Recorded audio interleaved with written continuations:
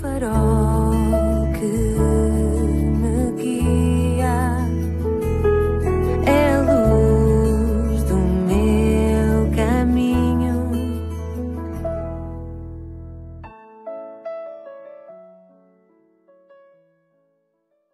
Sou o Carlos Oliveira e quero-te dar as boas-vindas à 80ª edição do programa Pedindo Luz. O tema hoje é uma pergunta. Quanto pesa o pecado? Certa vez um cristão foi a um rio buscar um balde de água e ao chegar ali ao rio resolveu dar um mergulho. Quando saiu do rio, ele encheu o balde com água e voltou pelo mesmo caminho. Enquanto caminhava, pôs-se a pensar. Curiosamente, enquanto eu mergulhava, pensava ele, milhares de litros de água estavam sobre mim, mas eu não sentia o seu peso. E agora que já estou fora da água, estes poucos litros que eu trago aqui comigo são tão pesados. E então ele concluiu que o pecado é assim também. É muito semelhante. Quando estamos mergulhados no pecado, não sentimos o seu peso. Tudo parece natural. Mas quando saímos do pecado, ele torna-se num peso real para nós. E tu? Consegues sentir o peso do pecado? Não? Porventura isso acontece por ainda estares mergulhado no pecado, por ainda não teres sido salvo do pecado, apesar de até poder ser religioso.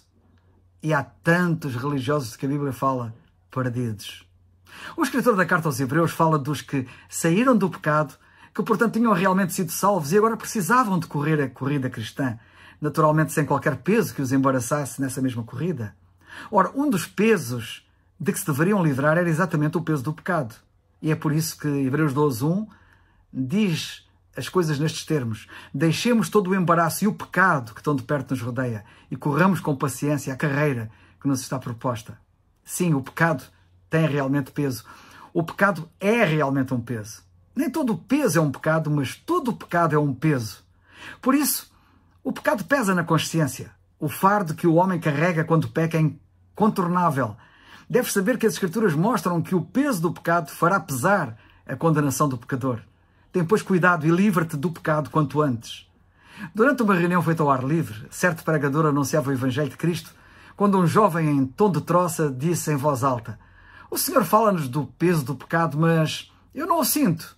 Depois continuou de forma impenitente e impertinente. Perguntou ele: "Quanto pesa o pecado? 5 quilos? 40 quilos?"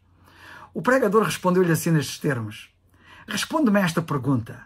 Se colocares sobre o peito de um defunto um peso de 200 quilos, achas que ele vai sentir isso?" "Não, porque ele está morto", respondeu o jovem. Então concluiu este servo de Deus: "O homem não sente o peso do pecado por estar espiritualmente morto." Sabes que a Bíblia diz exatamente ser essa a condição de quem ainda não obteve a salvação? Nota que era exatamente essa a situação dos Efésios antes de eles terem sido salvos. A Bíblia diz isto. Quando o apóstolo Paulo escreve aos Efésios, ele diz isto: "E vos vivificou, estando vós mortos em ofensas e pecados." Efésios 2:1. "E vos vivificou, estando vós mortos em ofensas e pecados." Este jovem autorradiografou-se sem se aperceber disso. Sabe que a radiografia da Bíblia é muito clara. Como eu referi, lemos assim em Efésios 2:1. "E vos vivificou, estando vós mortos em ofensas e pecados." Sim, antes de eu receber a vida eterna por fé em Cristo, eu estava espiritualmente morto. É muito importante que saibas isto, que isto é uma realidade comum a todo ser humano. Coloca a questão a ti mesmo. Sentes o peso do teu pecado? Sentes o peso da tua desobediência a Deus, da tua transgressão à lei divina, da tua indiferença à sua vontade expressa na Bíblia? Sabemos claramente que o pecado traz peso, dor, tristeza e grande pesar no peito, o peso da consciência.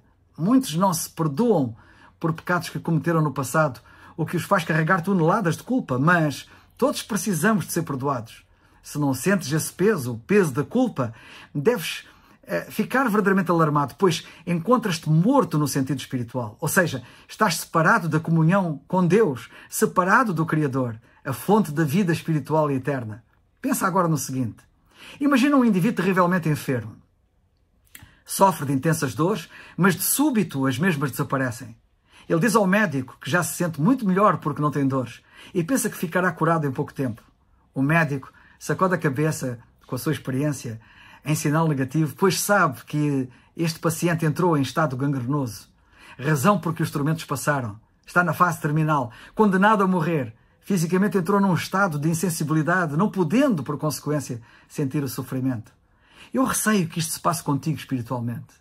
E isso significará que estás a um passo da partida deste mundo eternamente perdido. Será assim, porventura, o teu verdadeiro estado espiritual? Será que não sentes o peso do teu pecado?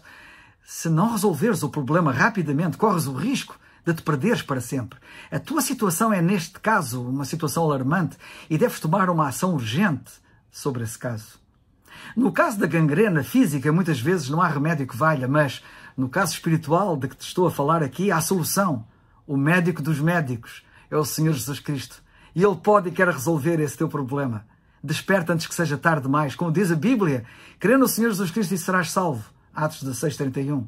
O Senhor Jesus Cristo é o único ser que te pode dar a salvação, a vida eterna. Na cruz Ele levou sobre si o fardo dos nossos pecados. Já lhe agradeceste esse facto? Fala quanto antes.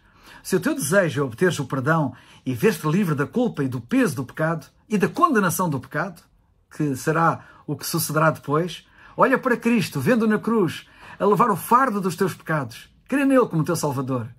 Sabes que há quem tenha dito uma simples mentirinha e vai parar ao inferno, enquanto há quem tenha matado e vai parar ao céu? Como explicar isso? A semelhança entre as duas pessoas é que ambas pecaram. Mas a diferença é que uma creu no Salvador e a outra não. O assassino não é salvo por fazer o que quer que seja, mas por ter aceito a graça divina e crido no Salvador que salva o pecador de todos os seus pecados, por maiores que eles sejam. Ninguém merece nada. É tudo por graça. O que vais fazer?